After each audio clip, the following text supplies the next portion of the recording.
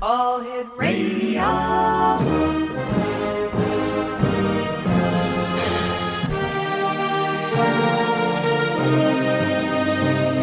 Welcome to the X Zone, a place where fact is fiction and fiction is reality. Now, here's your host, Rob McConnell.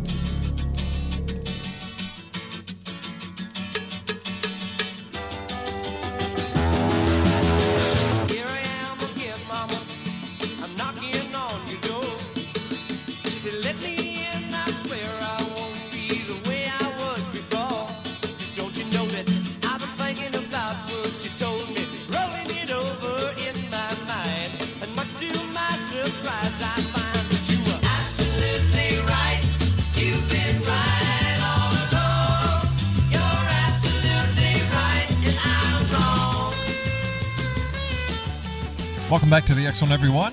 We're coming to you from our studios in Hamilton, Ontario, Canada.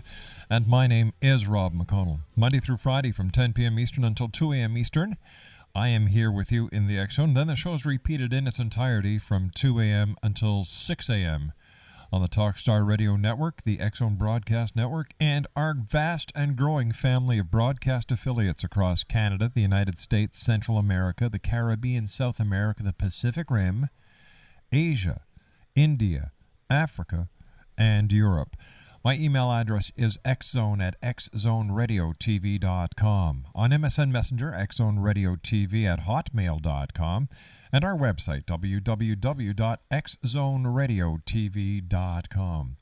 My guest this hour is Connie Huft, and Connie is the author of a new book that's out called Know Thine Enemy, A Guide to Intelligent Deception.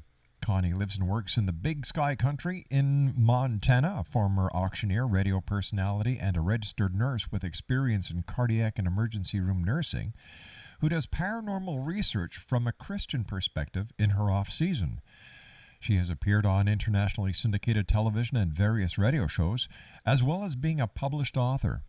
Her diverse experiences mix a solid scientific background with a very humanistic type of speaking style, human and animal compassion, and a practical real-life understanding for the human condition. Her website, www.christianparanormalanswers.com. And Connie Huft, welcome to the X Zone. Well, thanks for having me, Rob. It's pretty exciting, and hello to all your listeners. Tell me, Connie, you auctioneer, radio personality, registered nurse, and now investigator of the paranormal. What drew you to the paranormal? Well, I guess maybe I just don't know what I want to be when I grow up yet, but I've actually always had a fascination and a draw to the paranormal. Mm-hmm. Growing up in Montana, we have lots of ghost towns, and I love a good ghost story. You can't help but look at all the stars in the sky and wonder, are we the only ones here? Yeah. There's just all kinds of questions, and I've always been a spiritual person by nature. I was raised in a Catholic home, and then when I was 10, my folks became born-again Christians. So I've always had a very Christian, strong spiritual upbringing, which really goes hand in hand with the paranormal because it's a spiritual nature. Now, in your bio that I read when you were kind enough to send us all the information, you say that you were a victim of witchcraft. How did that happen? Well, that's really when everything started because I was in my early 20s. I was in my first year in college, and I had an experience that literally challenged my whole Christian belief system, and my life literally came crashing and imploding in around me. I almost committed suicide over it. Oh, heavens. And I was what people who study the dark arts would mockingly call a dupe or an ignorant, an unwitting, was absolutely clueless. What happened was that I had rented a room from a self-proclaimed clairvoyant who said she had been a top spiritual advisor for the actor Shirley MacLaine when I was in college. And this woman was captivating. She was beautiful. She was in her mid-30s, blonde hair, blue eyes, not something that you would, especially a kid from Montana would go, ooh, you're a witch. She was married to a blue-collar worker. She had 2 kids. She had this great 3-level house, and I just rented a room in her basement thinking, Right. hey, this is great. I'm finally getting out of the dorms and going to live out on my own. Well, from the minute I entered that house and entered that room and rented that room, my life began to absolutely implode.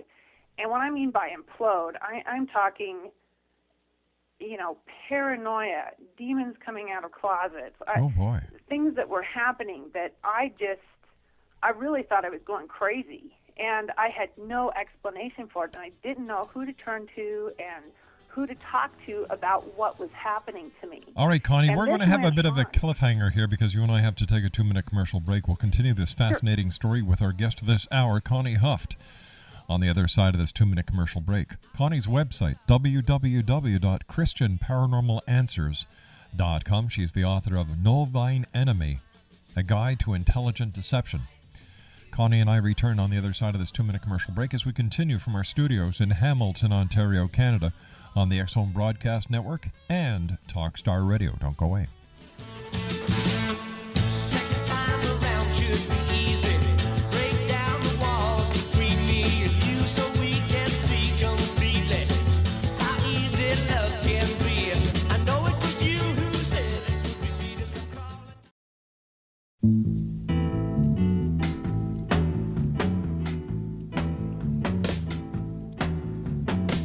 Well, no one told me about her, the way she lied. Well, no one told me about her, how many people cried. But it's too late to say you're sorry. How would I know? Why should I care? Please don't bother trying to find her. She's not there. Well, let me tell you about the way she looked, the way she had tan, the color of her hair. Her voice was soft and cool, her eyes were clear and bright. Connie Huft is my special guest this hour. Her website is www.christianparanormalanswers.com, and Connie is the author of Know Thine Enemy, A Guide to Intelligent Deception. Now, Connie, before we went to the commercial break, you were telling us about this lady that you rented a room from who seemed to be quite normal, and she said she was also a spiritual advisor to Shirley MacLaine, but you found out very shortly after moving into that house that your life was imploding. So take us further with your story. Well, you don't go from being a happy-go-lucky kid, in rural Montana, have no precipitating factors, to all of a sudden your life falling apart. And I ended up having progressive nightmares, recurring nightmares every single night. I had demons coming out of the closet. I ended up completely renouncing my faith in God. I mean, I just flat said, God, I don't want anything to do with you anymore. Wow. Because of the literal hell that I was living. I ended up having an episode of sleep paralysis where I was completely surrounded by demonic entities, and I believe I died, and they were taking me to hell. At that point, I cried out to Jesus, and I had an angel come to rescue me. And my life, I was completely delivered from that point on. And so that really got me down this path to what the heck just happened to me. And I didn't feel like I could go to the church with this problem. I felt that they thought I would be crazy. For somewhere along the line, demonic activity is like Christianity's dirty little secret. They don't want to talk about it. And what I've done is since I've always had all these questions about the paranormal, is I decided, gosh darn it, I'm going to go find out for myself. And I unfortunately went down some wrong paths during my 20s looking for those answers, but eventually came back to there's only got to be one answer and one right answer. And that's when I started to study the scriptures in depth to find out all my burning questions about the paranormal. Why do you think that the church keeps the negative side, the demonic side, such a little secret? Because I think a lot of it is we've gotten so darn contemporary in our teaching. We don't like to deal with the dark side of things, and yet you can't open a page of the scripture without finding that that's what we're up against. Mm-hmm. And it's a travesty. It truly is, because I think that's why a lot of people are leaving the church as we speak. They're wanting something real. They're wanting something raw. They're wanting someone to explain their problems and their encounters, and then they're wanting a solution for it. Exactly. What's wrong and with we're that? not giving that to them. But yeah, see, I can't understand that either, Connie, because if you have a problem and if you talk about it, you get it out into the open, you've got all these people that are going to church with you, you have your clergy who can help you with that problem. Talk about it, face it. Don't hide it in a closet, because all you're doing is you're putting people's very lives and souls to risk. I agree. I think, unfortunately, I do believe that a lot of it is based on a stigma in the church. Mm-hmm. They don't want people to think that we're crazy, and yet we're the ones that are supposed to have the spiritual answers. We're perceived as the ones to know the spiritual realm. And yet we've gotten so far away from that, and we've gotten so far away from truth that we've lost focus and we've lost sight that we're supposed to be helping our fellow man instead of turning him away and saying, you need to seek mental help. And that, to me, is unacceptable. And that's why I came up and decided, you know what, I'm part of the body of Christ. Yep. I need to do something about this myself. I'm not going to place blame on the church. Mm-hmm. If I'm part of the body, then I need to be doing something about it.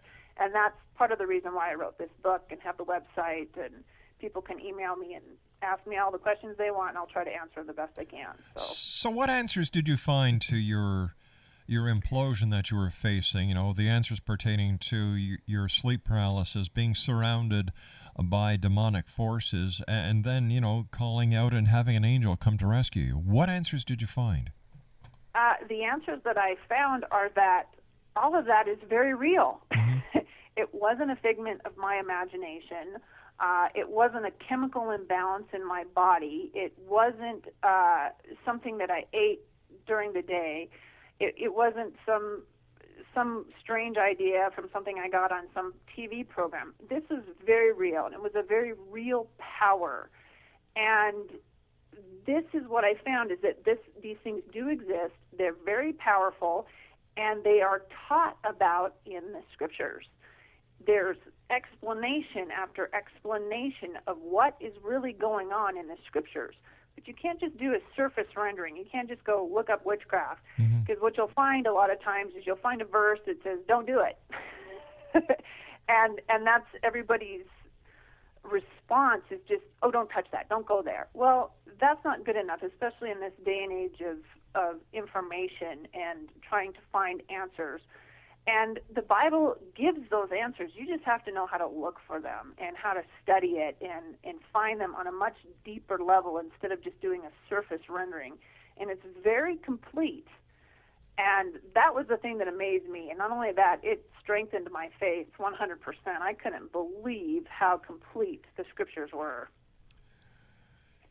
Connie Huft's our special guest, Exonation. Her website is www.christianparanormalanswers.com. She's the author of Know Thine Enemy, A Guide to Intelligent Deception. Why aren't pastors preaching on the paranormal? Shouldn't this be part of what is the message coming from the pulpit is about, that there is evil, there are negative entities, and for goodness sake, teach the parishioners and the members of your church what to do about it. Don't hide it, and yet they do. I agree, and hopefully, programs like this will encourage and empower pastors out there who probably have an interest in this, but have a fear factor. Mm-hmm. When you think about it, they're not equipped. They aren't taught this type of thing in seminary schools. And there is a huge fear factor there. I mean, imagine your pastor getting up on Sunday morning and having a sermon on ghosts or Bigfoot. Not only would you probably have half the congregation get up and leave in indignation without even giving it so much as a second thought, but then there goes half the revenue for your church. And then you might get reprimanded, and then you might get displaced or your position taken away. So it's a very risky business for pastors.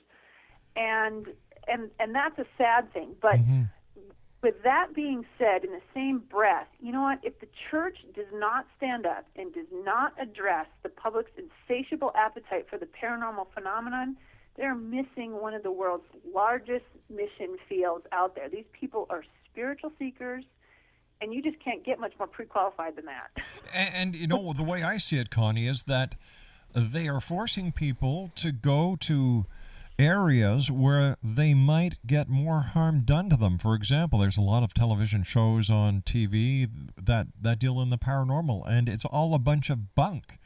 They're not addressing the real problems. It's all for ratings. And yet so many people who are having the questions pertaining to the paranormal world are looking at these shows as the gospel because they don't get the truth anywhere else. And they go on the internet, and in my book, Connie, the internet is the largest septic tank we have ever created.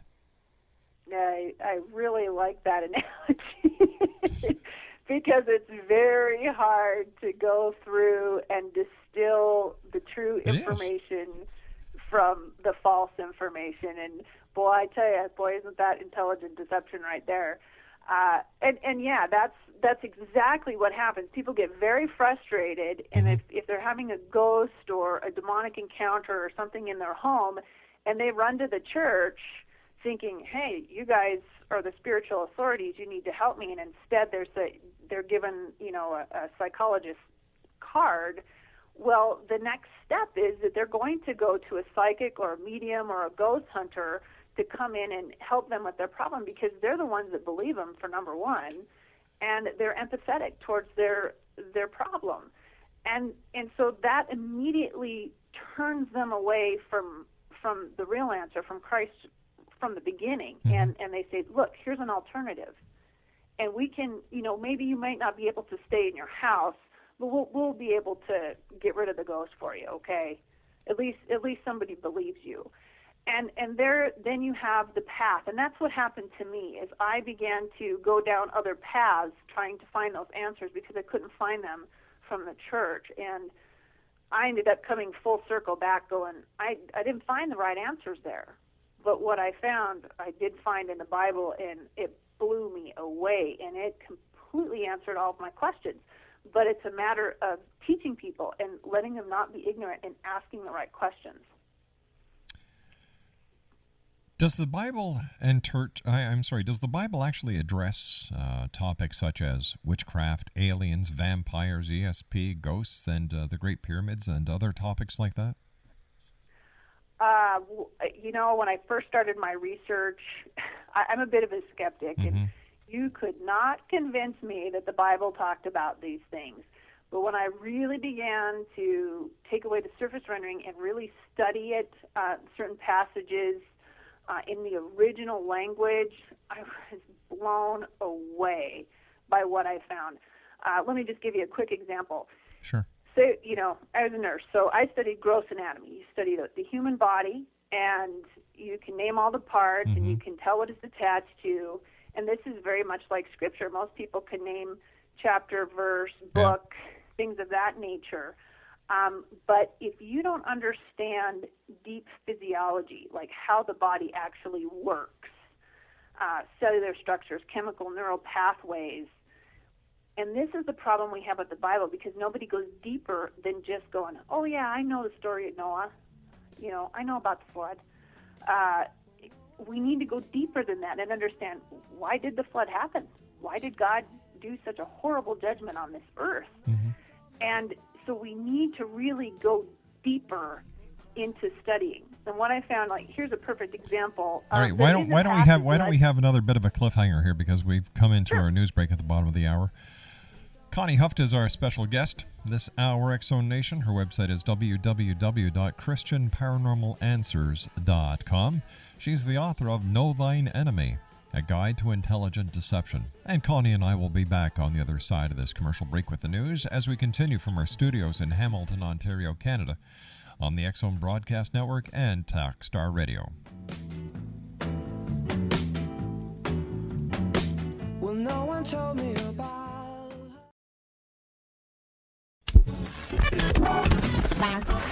All Hit Radio.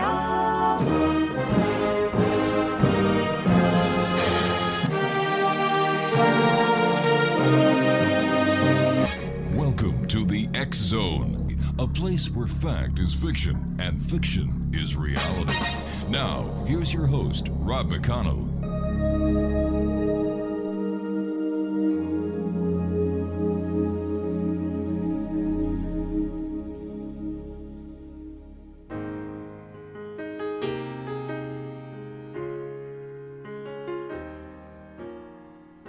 I was walking home from school on a cold winter day. Took a shortcut through the woods, and I lost my way. It was getting late, and I was scared and alone. But then a kind old man took my hand and led me home. My mama couldn't see him, oh, but he was standing there. And I knew in my heart he was the answer to my prayers. Oh, I believe there are angels among us, sent down to us from somewhere up above. They come to you and me in our darkest hours to show us how to live, to teach us how to give, to guide us with a light of love. Connie Huft is our special guest this hour, Exonation. She is the author of Know Thine Enemy, A Guide to Intelligent Deception. Her website is www.christianparanormalanswers.com. Connie, before we went to the commercial break with the news, we were talking about the Bible, talking about witchcraft, aliens, vampires, and so on. And you said that you have to dig deep into the stories. And I guess we can use the analogy that the Bible is so old that we all have to be archaeologists and take away the different layers of sediment to get at the real story and how it was perceived and how it was written and what actually took place, that it's not as simple as Noah and the ark and the great flood. Oh, exactly. And you said that beautifully, because that's exactly what we need to do. There's so many different translations, and it's difficult if you don't understand the original language. And you don't have to, but there's a lot of programs you can go on and just, oh, that's what the Hebrew word means, and it's very different from our English words. But here's an example. I think this is a passage that describes the Great Pyramid, as we were talking about before. Isaiah 19:19 being the most notable, and this is the verse. In that day there shall be an altar to the Lord in the midst of Egypt, and a monument at the border thereof to the Lord, and it shall be a sign and a witness to the Lord of hosts in the land of Egypt.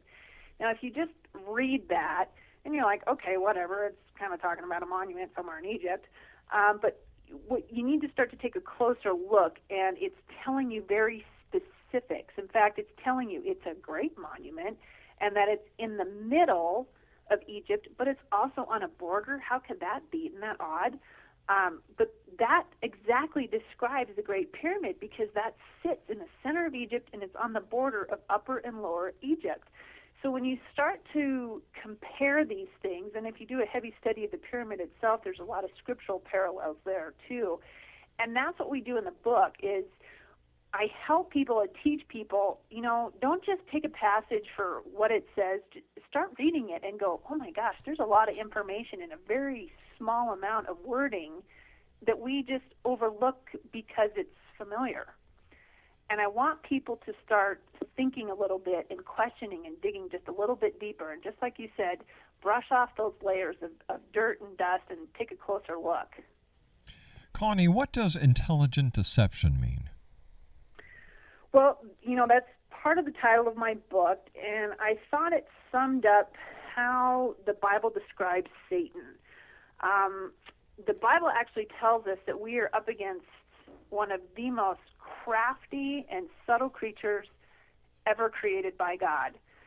And those two words alone, if you look it up in the Hebrew, have very specific meanings. Crafty means working that which is unscrupulous, cunning, baited, frauded, guile, deceit. And subtle means the intelligence that's applied to that craftiness and manipulative workings. So this means that we're kind of up against this horrible, manipulative, intelligent, narcissistic being that has ever been created. And he manipulates us. And because we're up against this intelligent deception, and especially as people, we don't like to believe that we can be deceived, but yet we're deceived on a daily basis. Just look at the television advertising out there promising all kinds of things. And this is one of the biggest problems, is that we don't question and delve into things a little bit deeper. For instance, you might have somebody who has an angel guide. Well, did they ever come right out and ask this angel guide if they serve Jesus Christ? And we just don't even think to ask. Well, gosh, we got an angel there. Why should we ask it a question? Did you ever question the voice in your head that's telling you to cut yourself? We don't test these spirits, and the Bible is very adamant, case after case, test the spirits, because Satan, this intelligent deceiver, prowls about seeking whom he may devour, and he loves to deceive people. He's looking for the weak and timid. Exactly, or the ignorant. That too. Like I was. But, is it your fault that you were ignorant at that point, or was it the system, the church theology that let you down? Well, I think both. Had I been a diligent student of the scriptures, had I studied them a little bit more, I would have found those answers myself. But yes, you're right in the fact that nobody taught me how to do that. Yeah.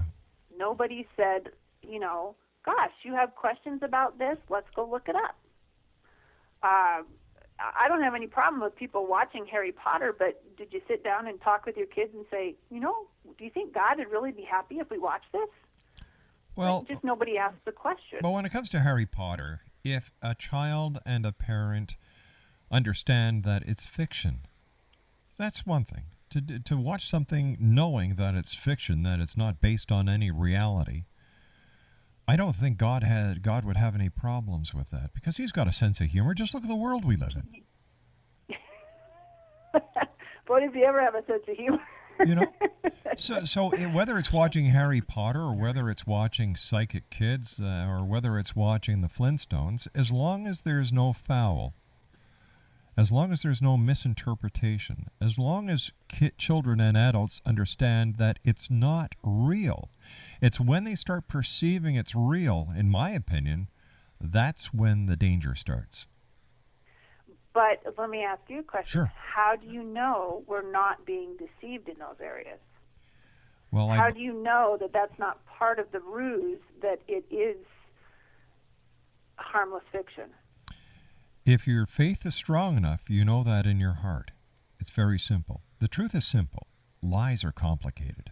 And if you look at the simplicity of any action, and if you can understand it, then, that's one thing. But it's when you look at something that is too good to be true, and you start looking behind the scenes, and you start following the trail, the paper trail, the money trail, no matter what part of life it is in, it doesn't take very long for one-on-one to equal this is a scam, this is a lie, this is deceit. Mm-hmm. Yeah. But you got to ask those questions. Of course. And that's what I encourage people to.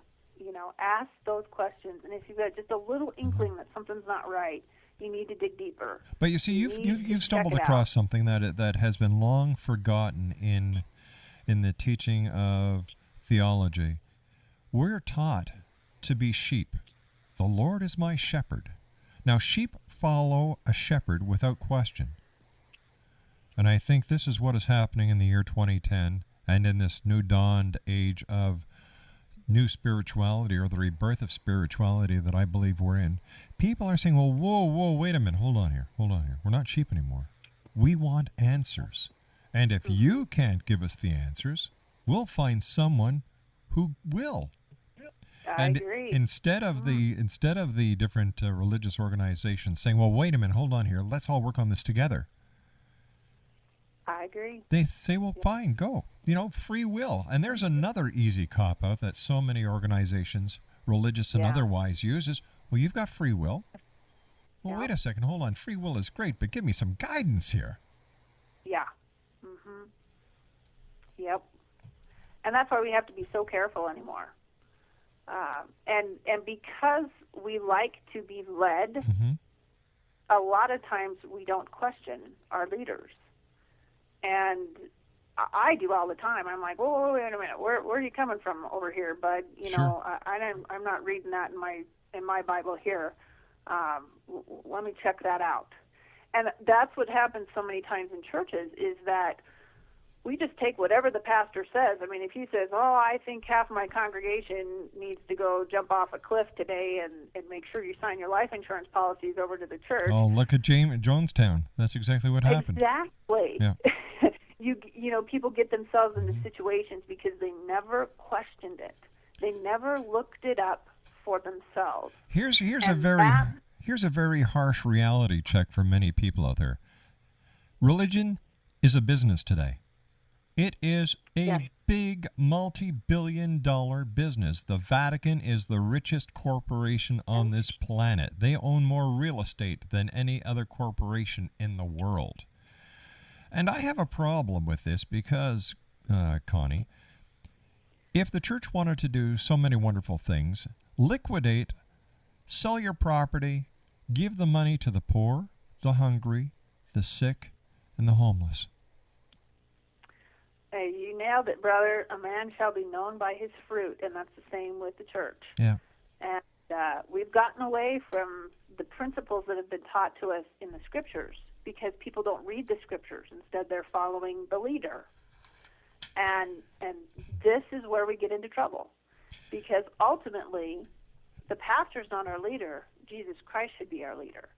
And that's where I come from. You know, look at the paranormal, and I look at these things, and I just have to stop and say, am I being deceived? Is this for real? I know the power's real, but who's behind the power? Who's playing the puppets here? Is it just in my mind? And these are all valid questions, and each person has to come to their own conclusions when they're studying these things. But instead, they just go, oh, so-and-so wrote a book. He's great. I listen to everything he says, but nobody ever checks it out. And again, I always encourage people, don't listen to a word I say. Go check it out. Go look it up for yourself and see what you find, because ultimately, you're the one who needs to be satisfied. Can you just imagine this? The second coming of Christ. Christ decides to make his presence known and his return, Vatican City. Can you just imagine? I would love to have the microphone for this soundbite. He would probably look around and say, what in the name of my Father are you people doing? You've got it all wrong. You've got it all wrong. Instead of helping the people who come to church, what do? They take money from the people. Yep. It should be the other way around. Give it to them, because they're the people. Hey, listen, let me rephrase that. If you're well enough to do with what you've got and you can give to the church that gives to the poor and to the needy, I'm all for that 150%. But I am not for the church gaining all the power and all the real estate and all the money. In the archdiocese in, Boston, it has over $80 million in assets. Yeah. $80 million. And how many people are homeless in Boston? How many people are hungry in Boston? How many people need clothing in Boston? How many kids go to school in Boston without having a breakfast or a lunch? And I agree 100%. And this is why I believe most people are leaving the church. They're not finding, if they are Bible believing, they're reading what the Scriptures say and how Jesus said to live, and yet they're finding this paradox. They're finding exactly what you described, and they're angry, and they're going, well, what the heck, man? What am I supposed to do? What am I supposed to believe? And so then they go looking for alternative forms of spirituality, because they're looking to fill that spiritual need. We're all spiritual beings living in physical bodies, and we're all wanting some kind of spiritual experience. And yet, if we don't find that truth for ourselves, we can get led down some pretty crazy paths. That truth is all around us 24 hours a day. All we have to do is take off the blinders, take off the rose-colored glasses, and just take a look around us. It's there. The miracles that everybody is seeking, they're there. You don't have to go to these multi-thousand people going into an arena to see one of these televangelists perform all these hokey-pokey so-called miracles that are all staged, and so many people have been debunking them. They're around you. The smile of a child. Love between two people. Yeah. The birds in the sky. Well, God is unchanging. Exactly. You see, life is simple. Yeah. We complicate it. And it's about time where people started standing up and saying, I want to be counted, number one. Number two, I'd like some answers to these questions, please. And number three, let's get life back to where it should be. Simple and truthful. And I think that would be one heck of a great start. Oh, it'd be awesome. Let's do it. All right. You and I have to take our final break for this hour. Please stand by, Connie. Great having you with us here in the X-Zone. Connie Huft is our guest this hour. Her website is www.christianparanormalanswers.com. And the name of her book is Know Thine Enemy, A Guide to Intelligent Deception. Connie and I will be back on the other side of this break as the X-Zone wraps up for tonight. Here in the X-Zone, in our studios in beautiful Hamilton, Ontario, Canada, on the X-Zone Broadcast Network and Talkstar. We'll be back in a couple of minutes. Don't go away.